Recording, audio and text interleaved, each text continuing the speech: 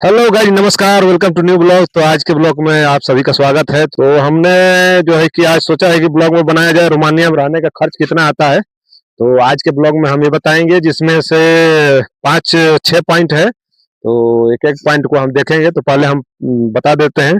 पहले room rent, electrical and internet, and उसके बाद फूड, के बाद जो है कि बस और ट्रेन का खर्चा, और मोबाइल का रिचार्ज का खर्चा, और एक व्यक्ति का कुल मासिक खर्चा कितना आ जाता है। तो इसको हम बाद में लास्ट में बता देंगे आप लोगों को।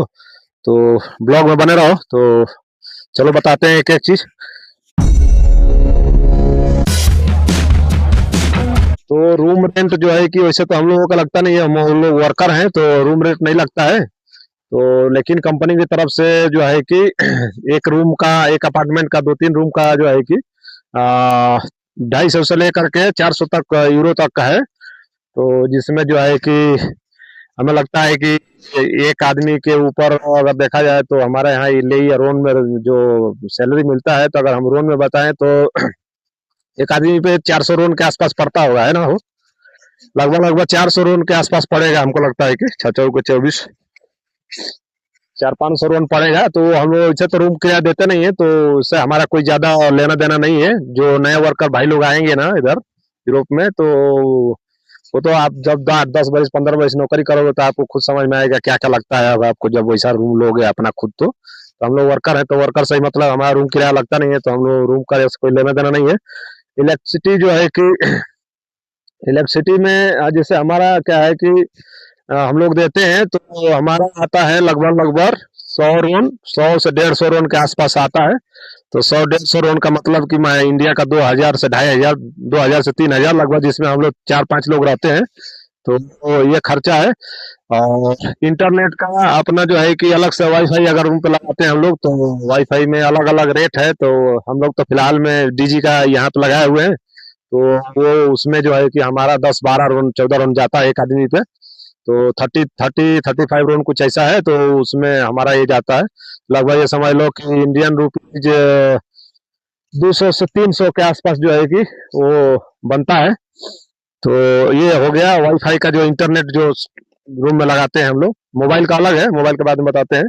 और इसके बाद फूड का है। तो फूड का 700-800 लगभग लगभग, कम से कम कैसे भी करके आज के डेट में 700 से 900 रोन तक जाएगा लगभग लगभग, इससे कम नहीं जाएगा। तो 700-800 रोन का मतलब हो गया ये 2 चौक 8, 8-10 हज़ार रुपया इंडियन मनी का, 10 हज़ार रुपया हो जाएगा। और इसके बाद जो है कि बस का है। बस और ट्रेन का तो जैसे हम जाते हैं यहाँ पे रोमानिया में अभी 90 मिनट का जो है कि वो है हमारा सफर है। तो 90 मिनट के लिए बस में 5 रोन लगता है। और ट्रेन का भी लगभग लगभग यही होता है, क्योंकि हमने पता किया है और जानकारी लिया, तो लड़के बताते हैं कि ऐसा ही सब बस का और ट्रेन का सब लगता है बराबर ही, ज्यादा नहीं लगता है। तो ये मान के चलो कि 90 मिनट का सफर है, तो हम लोग 5 रोन में जाएंगे। तो 20-5 100, 100-125 रोन के आसपास, 100-125 रुपया के हिसाब से मान के चलो इतना लगता है रुपया। और उसके बाद मोबाइल रिचार्ज है। तो मोबाइल रिचार्ज में हम लोग डीजी का रिचार्ज करते हैं। तो जिसमें अभी फिलहाल में हमारा डीजी का है, तो हम डीजी के हिसाब से अगर देखें तो हमारा 10-12 रोन का आता है वो भी। तो 10-12 रोन में जो है कि रिचार्ज जो थर्ड ऐप से करते हैं, तो उसमें रिचार्ज में मान के चलो कि 14-15 रोन लग जाता है टोटल मिला के जोड़ करके। तो 14-15 रोन अगर पकड़ लोगे, ज्यादा 14 ही रोन लगता है लगभग। तो 15 रोन का मतलब हो गया 100-150, 150-200 रुपया, 150 के आसपास। तो 150 रुपया ये लग गया। और तो कुल मिला करके रेंट छोड़ दिया जाए, तो क्योंकि हम लोग रेंट देते नहीं है, तो रेंट का तो हम बात ही नहीं करेंगे। इंडियन मनी जो है कि 15 से 16 हज़ार रुपया से कम नहीं लगेगा। मतलब 15 से 20 के बीच में इतना खर्चा हमारा लग जाता है। ये नॉर्मल खर्चा है। और उसके बाद एक्स्ट्रा अगर कोई भाई अगर कुछ खर्चा करना चाहता है या घूमना चाहता है, उसके बाद या एक्स्ट्रा खाता पीता है या दोस्ती यारी में बहुत ज्यादा खर्चा करता है, तो वो बढ़ जाएगा। तो इंडियन रुपीज मतलब 15 से 20 के बीच में। और यहाँ के हिसाब से अगर देखा जाए तो हमारा जो है कि टोटल कितना हो जाता है, 700-800 से लेकर के 1200-1300-1400। तो ये है। अभी इसमें हम जो है कि जो अपना रूम का हमारा जो और सब लगता है ना, पार्किंग का और सब, तो कभी दूसरे ब्लॉग में हम डिटेल में बता देंगे, क्योंकि अभी ये तो नॉर्मल नॉर्मल है। तो क्योंकि उसमें हमारा गैस का भी लगता है और इधर का जो कॉलोनी का जो अपना मेन होता है वो होता है, तो उसका अलग। वैसे मैं ब्लॉग में बता रखा हूँ, कई ब्लॉगों में तो मैं डिस्कस कर देता हूँ। तो एक ब्लॉग में मैंने डिस्कस किया, लास्ट में दिखाया भी, बताया भी है, लेकिन एक अलग से ब्लॉग मतलब बता देंगे। कोई भाई अगर कमेंट करे तो हम बता देंगे उसको कितना खर्चा लगता है लगभग। तो मान के चलो कि 12 से 14 सौ रोन जो है कि इतना खर्चा लगता है। तो 12-14 सौ रोन का मतलब कि खाने पीने का सामान में कंपनी देती है, तो 600-700-800 तो कंपनी का खाने पीने का काम तो चल जाता है। लेकिन अलग से जो है कि हमारा खर्चा तो अलग से हम बता दें। तो एक आदमी का 12-14 सौ में अपना फूड का तो हो गया, कंपनी की तरफ से होता है। बस का तुम बहुत करोगे तो ज्यादा, मतलब हर संडे को घूमने जाओगे तो 10 राउंड मान के चलो, अगर आने जाने का खाली जोड़ोगे तो 10 राउंड के हिसाब से 10 चौके 40 राउंड ये हो गया। और इंटरनेट का अपना, इंटरनेट का हो गया 10-20 राउंड मान के चलो, मैक्सिमम 20 राउंड होगा।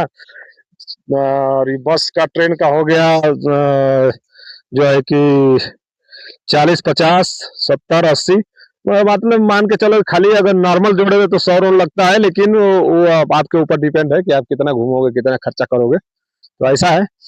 तो ब्लॉग, इस ब्लॉग में इतना ही है। तो आज के ब्लॉग में जो भी मैंने बताया, आप लोगों को जो भी अच्छा लगे तो कमेंट करो, बताओ। और ब्लॉग अच्छा लगे तो लाइक करो, कमेंट करो और सब्सक्राइब कर लो चैनल, ताकि आप लोग आने वाली वीडियो में देखने को मिले। और जो भी भाई ब्लॉग देखे, नया भाई देखे, तो पूरा ब्लॉग देखा करे हमारा, तो कि ताकि आके उसको सब कुछ जानकारी मिलता रहे। और जो यूरोप में जाने का ट्राई करता है ना, तो हम एक तो अपने लिए भी ब्लॉग बनाते हैं, और कुछ लोगों लड़कों को भी बनाते हैं, ताकि जो जो नए नए लड़के हैं वो देखे तो उनको भी कुछ जानकारी मिलता रहे। तो जो भी नया भाई देखे तो लाइक कर लो और सब्सक्राइब कर लो चैनल, ताकि आने वाली ब्लॉग में, वीडियो में आपको देखने को मिलता रहे, पता चलता रहे क्या क्या होता है, क्या क्या खर्चा होता है, कितना कैसे यहाँ लाइफ चलता है। तो ऐसे हम लाइफ स्टाइल और ट्रैवल ब्लॉग बनाते हैं। तो चलो, थैंक यू, बाय।